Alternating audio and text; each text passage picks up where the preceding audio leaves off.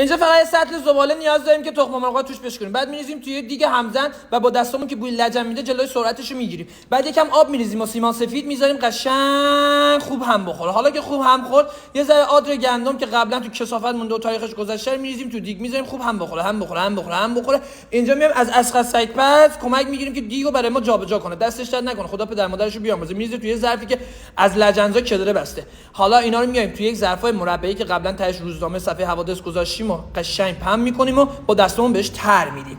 الان یواش یواش دیگه نوبت مجید زیر بغل. مجید زیر بغل همونی که از جلو شبیه بغل و از بغل شبیه زیر بغل. مجید زیر بغل ما رو کمک میکنه که اینا رو بذاره تو تنور واسه ما بپزتش. وقتی پختتش اینا رو آورده بیرون، یواش یواش بیرون کشیده، تعدادش زیاد شده، میذاره کف زمین، تو تمیزترین جای ممکن اونا رو قرار میده.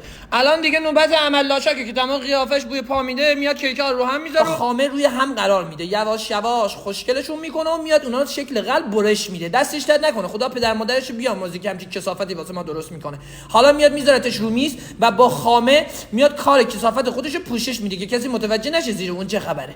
بله خوشگلش میکنه. بعد میاد تزیینش میکنه و 3 تا 4 تا گل میذاره. بعد میاد با این قیفای خوشگل یه جوری انای سفید درست میکنه، خوشگل میکنه، تزیین میکنه، میذاره توی جعبه، میده دست مشتری. تولدتون مبارک باشه و خیرشو ببینی.